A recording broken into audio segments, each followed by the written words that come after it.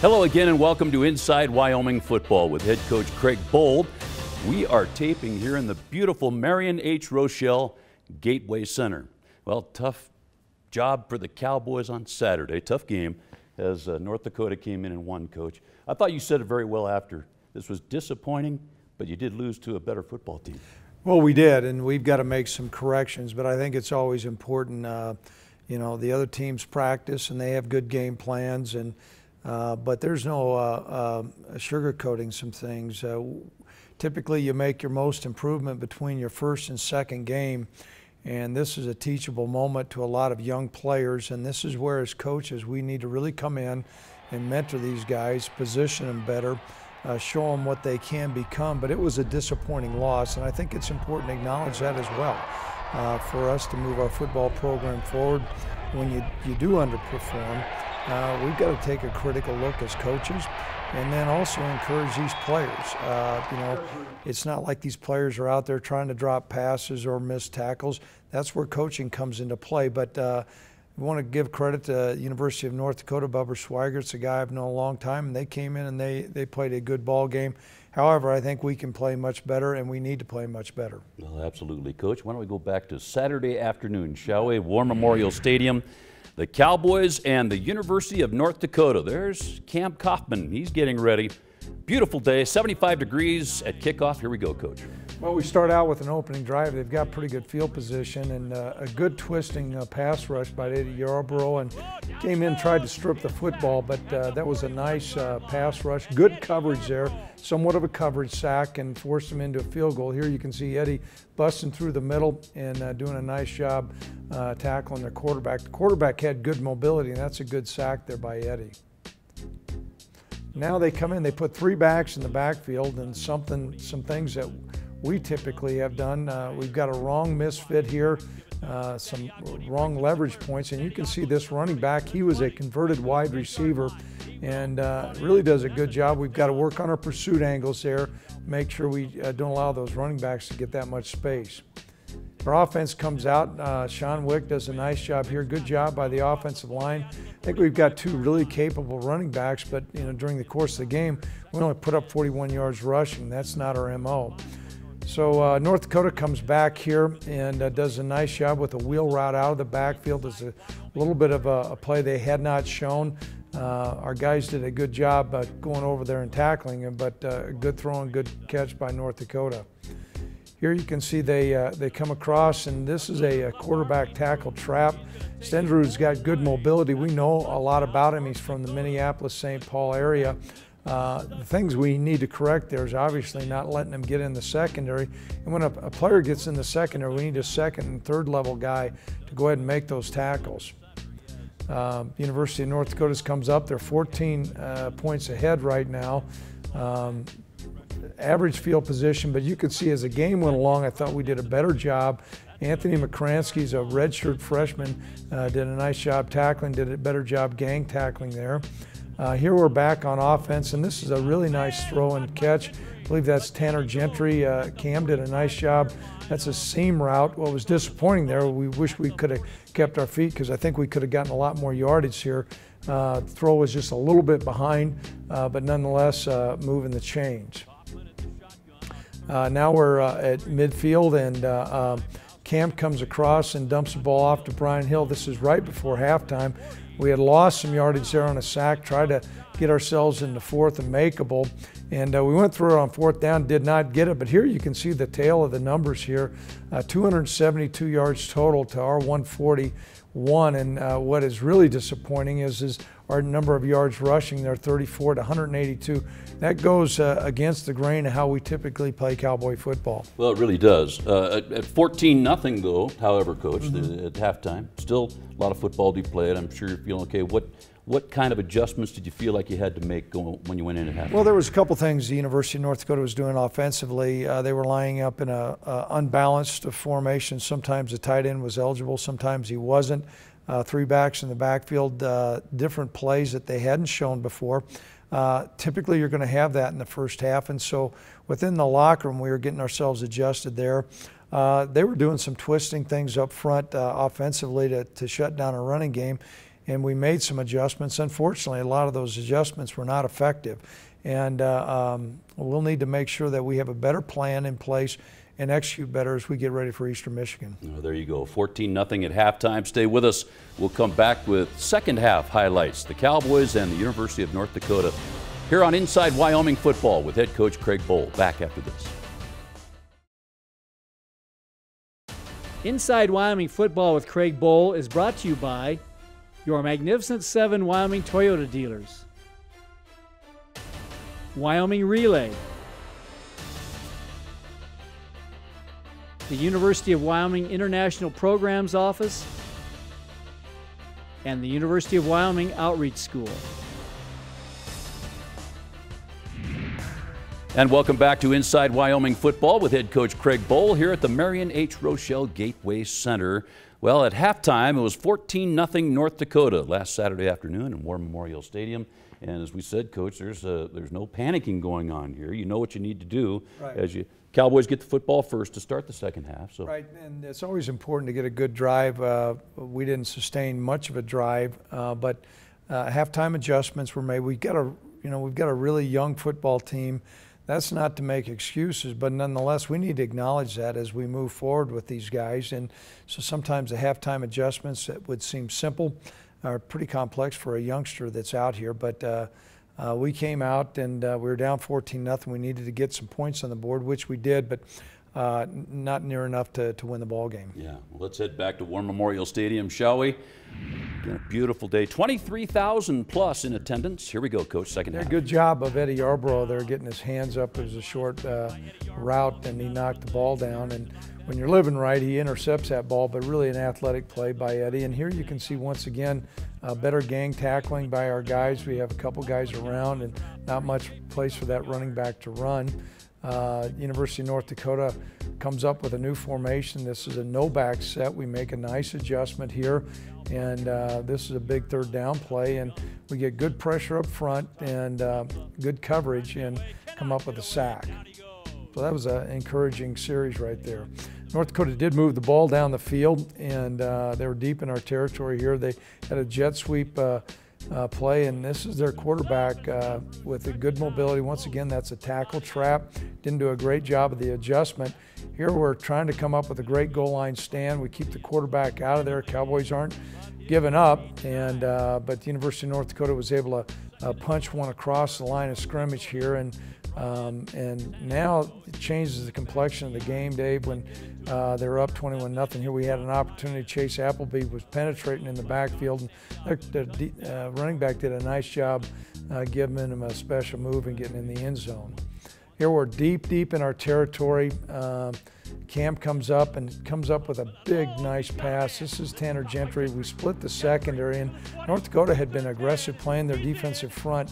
A lot of men deployed at the line of scrimmage, which made them vulnerable to a big play, and I believe that's one of the longest pass touchdown receptions in Cowboy football history.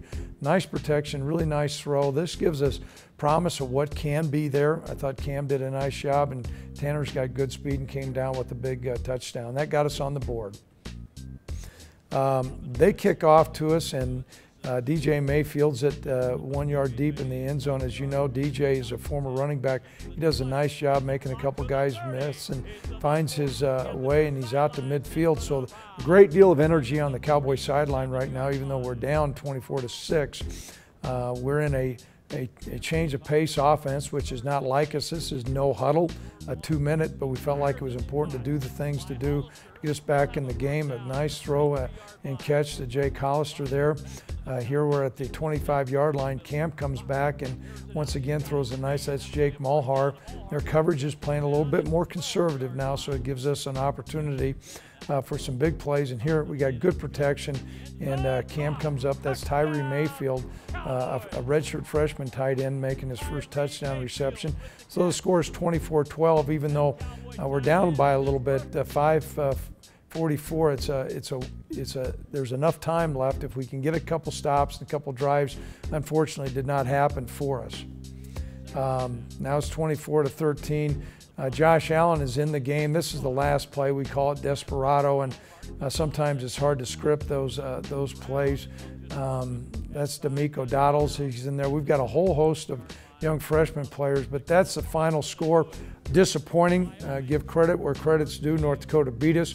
We got a long ways to go, and these numbers don't lie here. When you're looking at 429 yards for the University of North Dakota, 330 yards, we made some improvement there, but the disturbing number there is 41 yards rushing.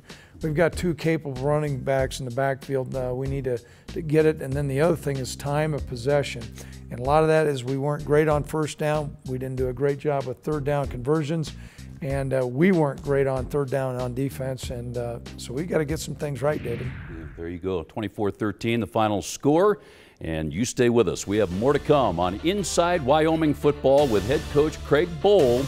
We're back right after this timeout.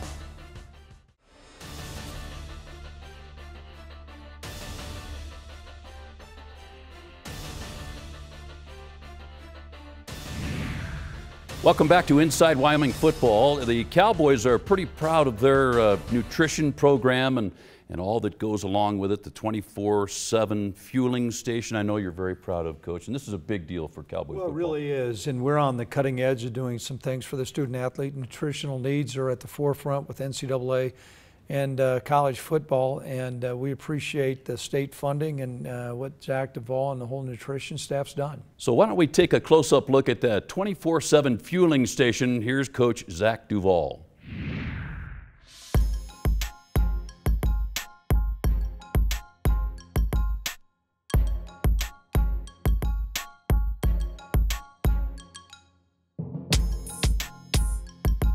The NCAA deregulated feeding.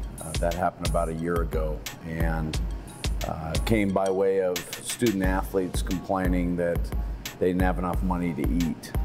And that resonated with me. It resonates with all the sports nutritionists out there and coaches and strength coaches, because we ask them to compete at a high level. We always compare it to an Indy car. If you're given an Indy car, you would never put 87 octane in that and expect maximal performance. So the NCAA got together and deregulated feeding, which allows us to feed the athletes great quality food and do it very often. So it's been a great addition to my job. It allows us to train these kids so they're bigger, faster, stronger. No matter what sport, but definitely football. Our first day here, Andrew Strop and I, my assistant strength coach, the night before training, we looked at the weight room and saw that there was no food for the athletes to eat in the morning. So Andrew and I went to Safeway and we bought a bunch of bagels, a bunch of peanut butter, and just different bars for them to eat. So I distinctly remember Coach Bohl coming down. It was about 11:45 at night, and that was the genesis of it. So he could see a light bulb go on, and we'd been working with Dave Ellis, who is a mastermind with sports nutrition in the RD world, and Dave has fabricated many of these in the professional ranks. So we communicated with Dave. Dave got together with us, with our administration, the fundraising, and it became action pretty quick. I would say it all starts with our administration, Coach Bohl, allowing us to go out and hire 2 registered dietitians.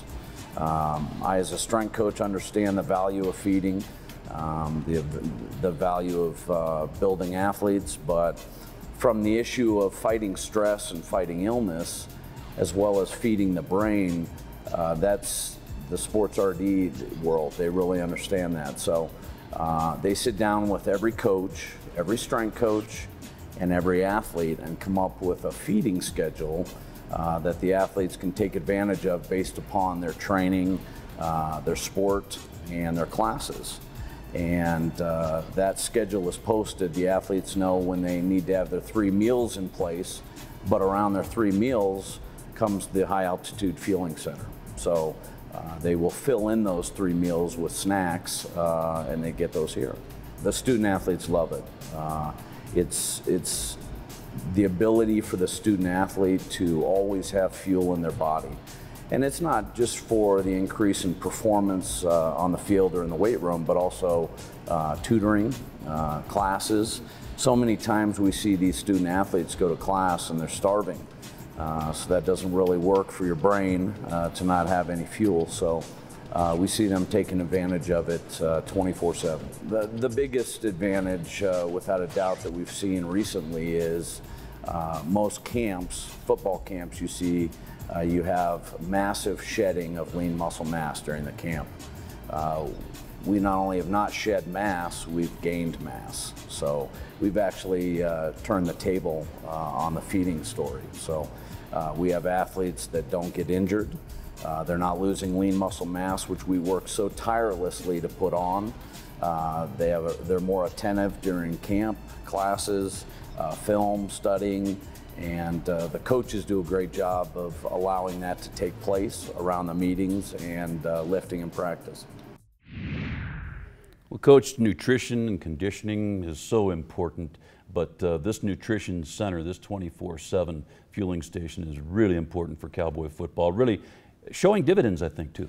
Well, it certainly is, and it particularly comes through with your younger players. What was so important is student athletes' needs are different, and for them to have the ability to get the right nutrition to make sure their calorie needs are met, we really feel like we're at the forefront. And it's not only with Cowboy football, it's all Cowboy athletics. And once again, I want to say thanks to Cowboy Joe and the state funding match. They do such a great job. Well, stay with us. More to come on Inside Wyoming Football with head coach Craig Bohl right after this timeout. Inside Wyoming Football with Craig Bohl is brought to you by your Magnificent 7 Wyoming Toyota dealers, Wyoming Relay, the University of Wyoming International Programs Office, and the University of Wyoming Outreach School.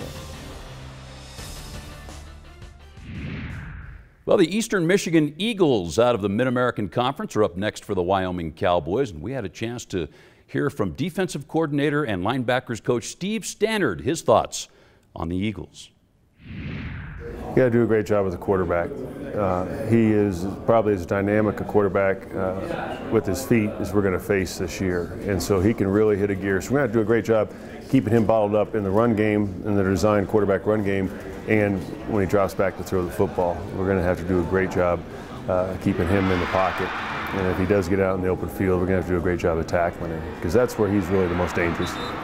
I think they're a much improved offensive line. You know, from the tape we watched last year, this summer, to this first game, they moved the tight end to tackle, they moved the guard to center, and so they are a much improved offensive line. They're a much improved offense. The running back is a big physical guy that played a different role last year as more of a fullback, and now he's the showcased back. Runs at his pad level down, and so we're going to have to really improve this week, and hopefully our guys, after having a real game under their belt, will come with a high level of energy and effort. Well, he does such good work, and you've known Coach Stannard for a long time. He'll have the Cowboys ready defensively for Eastern Michigan, that's for sure.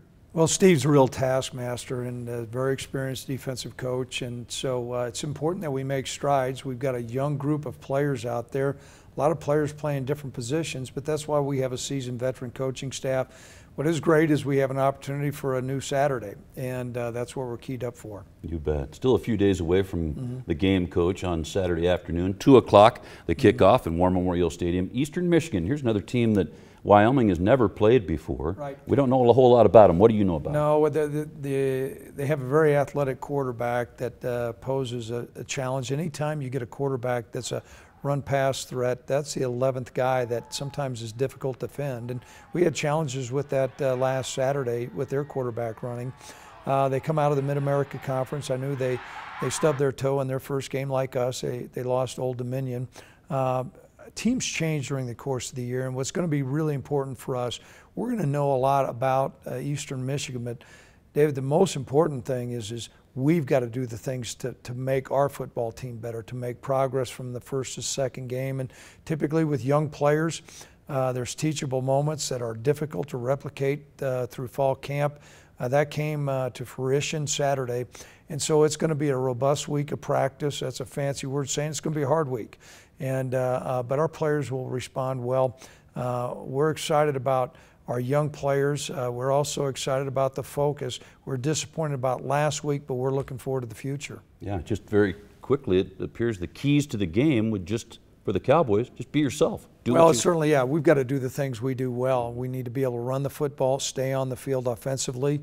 On the flip side, we've got to get off the field on third down and prevent big plays. And those are things that have been our hallmark of developing greatness. You bet. Well, that'll do it for us. Come back next time around and catch us on Inside Wyoming Football with head coach Craig Bohl. For the head coach, I'm Dave Walsh. So long, everybody. Studsrud looking that way. Now skips. Oh, down he goes. He is sacked at the 41-yard line. And Eddie Yarbrough picks up his first sack of the season. As Kaufman unloads, he's got a man. This is caught by Gentry. Gentry to the 20. He's to the 10. He's in. Touchdown, Cowboys.